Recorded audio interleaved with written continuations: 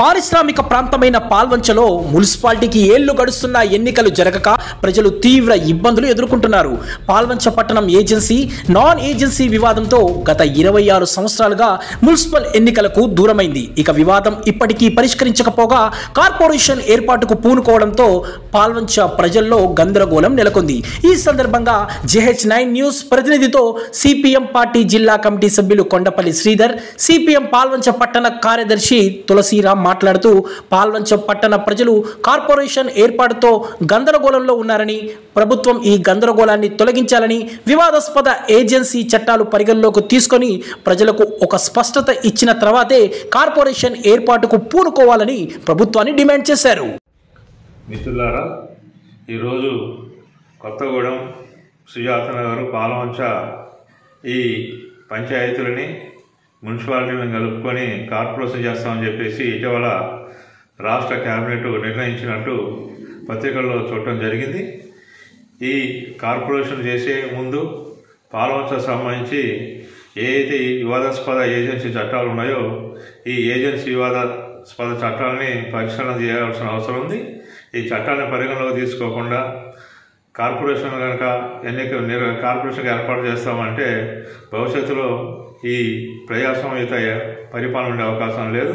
అందుకోసం ప్రభుత్వం సంబంధించి ఈ ఏజెన్సీ చట్టాలని, రాజ్యాంగాన్ని, చట్టాలని పరిగణలోకి తీసుకొని ఈ కార్పొరేషన్ ఏర్పాటుకి పూనుకోవాలి. ఈ కార్పొరేషన్ ఏర్పాటు పేరుతోటి ఈ కొత్తగూడెం నియోజకవర్గ ప్రజలని గందరగోళానికి, భయాందోళనకి గురి చేసే పరిస్థితి కాకుండా అందరికీ అవగాహన కల్పించే పద్ధతిలో వ్యవహరించవలసిందిగా ఈ పట్టణం తరఫున మేము డిమాండ్ చేస్తున్నాం.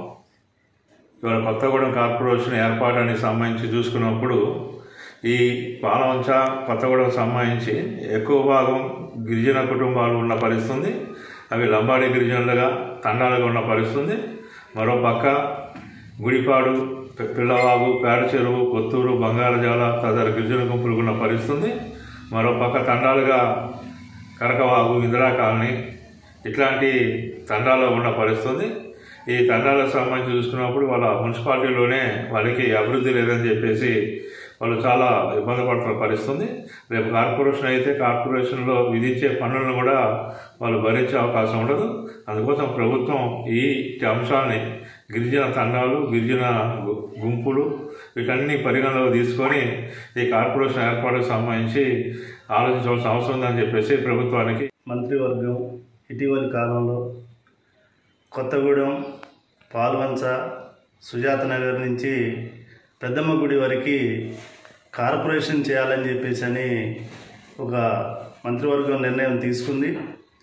ఈ నిర్ణయాన్ని ఇక్కడ కనుక ప్రజల అభిప్రాయాన్ని పరిశీలిస్తే చాలామంది ఆదివాసీలు, లంబాడి గిరిజనులుగా ఉన్నటువంటి వాళ్ళు దీన్ని తీవ్రంగా వ్యతిరేకిస్తున్నటువంటి పరిస్థితి ఉంది.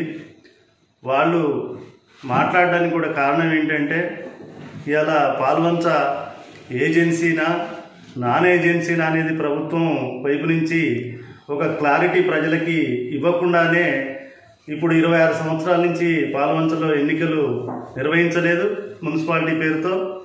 మరి భవిష్యత్తులో కార్పొరేషన్ ఏర్పాటు ఎలా చేస్తారు, దాని ఇంప్లిమెంటేషన్ ఎలా జరుగుతుంది, ఇవన్నీ కూడా ప్రజలకి అనేక సందేహాలు, అనుమానాలు ఉన్నాయి.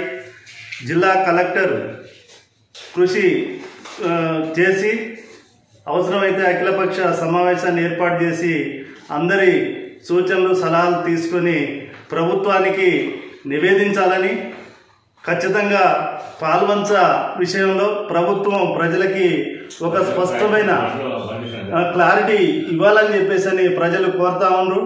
మేము కూడా పట్నం వైపు నుంచి అదే మేము ప్రభుత్వానికి విజ్ఞప్తి చేస్తా ఉన్నాం. ఇలా ఈ గందరగోళానికి తెర దించాల్సినటువంటి అవసరం ఉంది. ఎందుకంటే గత 26 సంవత్సరాలుగా పాల్వంచలో ఎన్నికలు లేవు. దీనివల్ల ప్రజాపాలన లేకపోవటం వల్ల ప్రజలకి తీరని నష్టం జరుగుతూ ఉంది.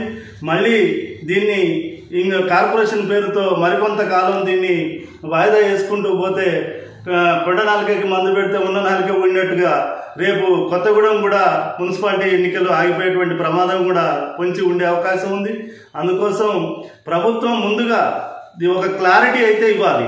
ఇది ఏజెన్సీనా నాన్ ఏజెన్సీనా, ఈ 26 సంవత్సరాల నుంచి ఎందుకు మీరు ఎన్నికలు పెట్టలేకపోయారు, ఇప్పుడు ఎలా పెడతారు, ఇది ఈ విషయంలో ఒక స్పష్టమైనటువంటి అభిప్రాయాన్ని ప్రభుత్వం వైపు నుంచి ప్రజలు కోరుకుంటా ఉన్నారు.